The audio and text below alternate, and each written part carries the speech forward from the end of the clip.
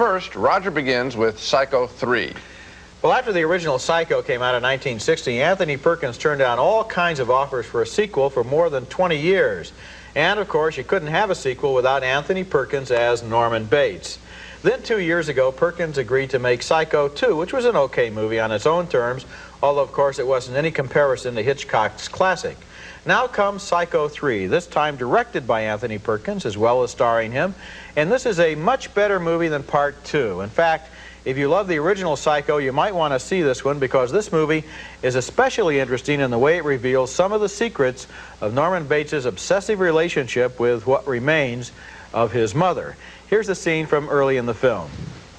Well, I'm the manager, and you'd be my assistant, so I guess you'd be assistant manager. You'd get a free room, of course, and work mostly days. I prefer the nights. Well, I gotta be straight with you, Norm. Norman. I'm not looking for anything long-term. I just want to make enough bucks to get the brakes on my car fixed and build up a little stake for L.A. I'm a singer. But I wouldn't mind filling in until you found somebody permanent.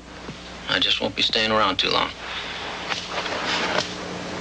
No one ever does.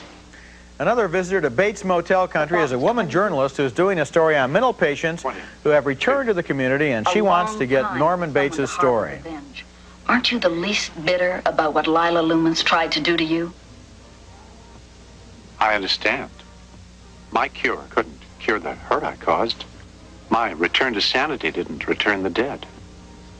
There's no way to make up that loss. The past is never really past. It stays with me all the time. And no matter how hard I try, I can't really escape.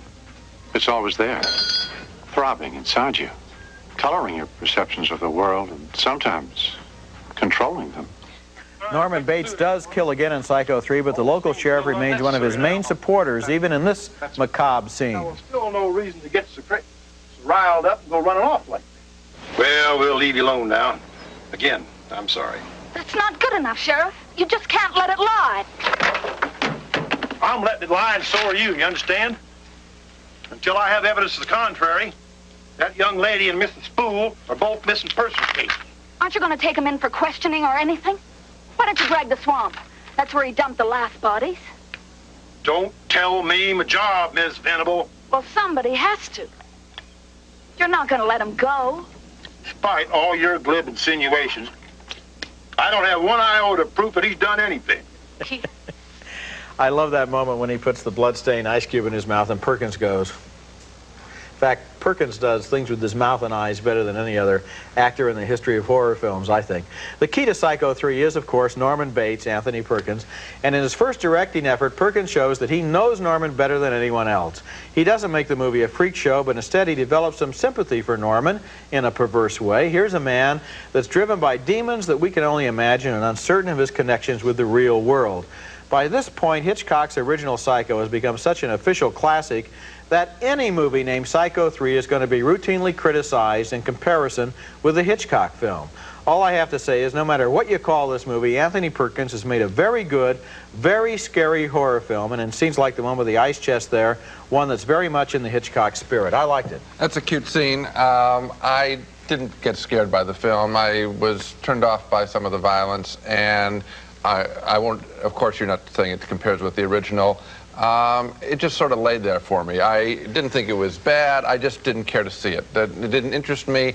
We've talked before about how in some classic movies we don't want to know how the secrets are revealed. That didn't hold any interest for me. Obviously, the speech he makes in the restaurant there about the past guiding one's present and future is obvious. And so the film just sort of sat there, and I ended up just being bored. Well, if the violence was too much for you, what did you think about the shower scene in the original Psycho? Was that too much for you, too? No, it wasn't too much for me. That was one of the most shocking things and original things I'd ever seen before. Well, there's a scene in this movie where somebody gets her neck cut that is just as shocking and in the same way. And I also felt but I don't think context, not like Friday the 13th, where they're just throwing it in by the shovelful, but within context and with the character. And there's another scene in this movie. Yeah, but it's not a classic scene. That scene will not be recalled 20 years from now. 20 years from now, okay, 20 years from now, no movies this year are going to be recalled for their classic scenes, probably. We're talking about a scene that stands all by itself, so that's not a valid criticism. Another thing about the movie, you just asked me if it was a good scene. I asked you what you said about the violence, and you said the violence was okay in one but not in the other. That's right. Which is, if it shocked you in one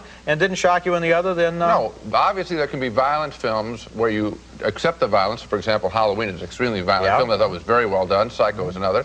This film was not. And there are tons of films that you've routinely disliked that have a lot of violence. Yeah, but none of them have been quite this well directed, and I think the directing and acting is the whole thing when it comes to violence. There's another scene in this movie where Norman gets a note, presumably from his mother, saying, "Meet me in cabin number 12."